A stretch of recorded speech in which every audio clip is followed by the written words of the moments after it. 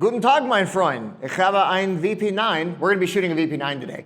We're going to be talking about the most commonly asked thing for our gunsmiths to do, and that's how do I zero your red dot optic on your pistol. So for those of you who have dipped your toes into the red dot world, you're fully familiar with how important having a good solid zero that you trust on your red dot really is.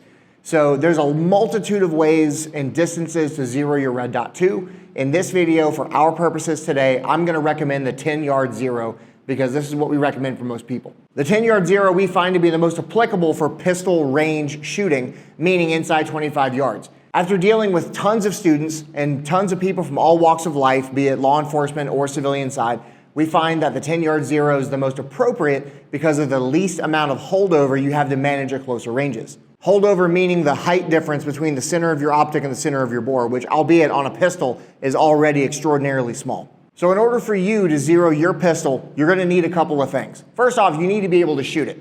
So coming to the range is mandatory for this one. You're also going to need some kind of tool to make the physical adjustments on your optic, and this may vary depending on the model of red dot that you have. On all the major ones, on Trijicon and Holosuns, it's going to be a flathead, which is on this tool provided by Holosun. This comes with their optics, which is really convenient, so I keep one in my back pocket. But you can also use the rim from a piece of 9mm brass, and this is super convenient in case you're like me and you forget your tools. Okay, so like I stated before, this gun came fresh off the rental counter. We just installed the red dot, so let's go ahead and get a proof and see where it is right now. I'm gonna save the 1-inch square for confirmation and for actual adjustments.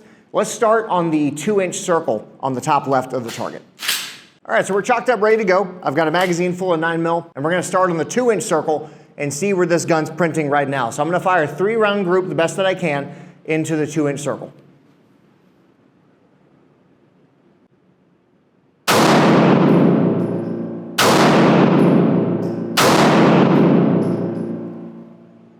Okay, so we've got a pretty decent group, but we can see where it is. It's low and to the right outside the circle. So if you look on your optic, you're going to see directions written on it with what direction to turn the turret. And what you're moving is the bullet's impact on target. It's got nothing to do with what you're seeing through the glass.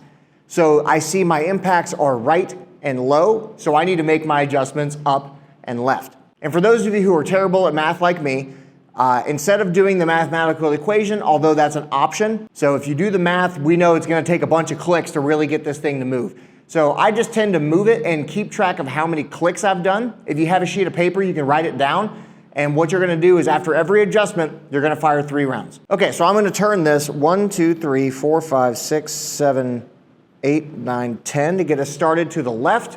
And let's come up about half of that. So we're going to come up 1, 2, 3, 4, 5. Okay? And let's go down to the number 2 circle and try it again.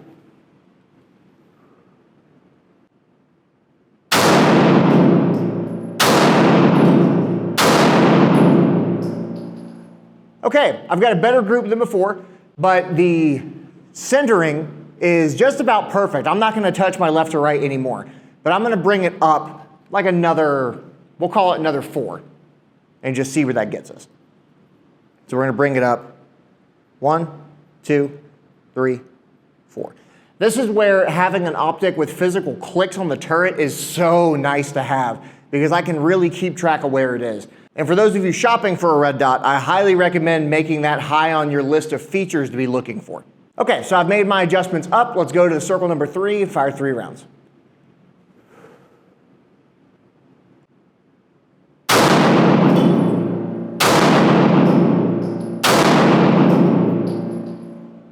Okay, I'm very happy with that zero. So what I'm going to do now is I'm going to confirm by going down to the 1-inch square. If I can put a round touching or inside the 1-inch square, for me at 10 yards, that's good enough. If you really want to get nerdy and you want to refine your zero where it's pixel perfect to your vision, I'd say go for it. Just know that there may be a point of diminishing returns where you start chasing your own vision. All right, so I'm going to start from the left and I'm going to maybe shoot 1 or 2 squares and just see how this goes.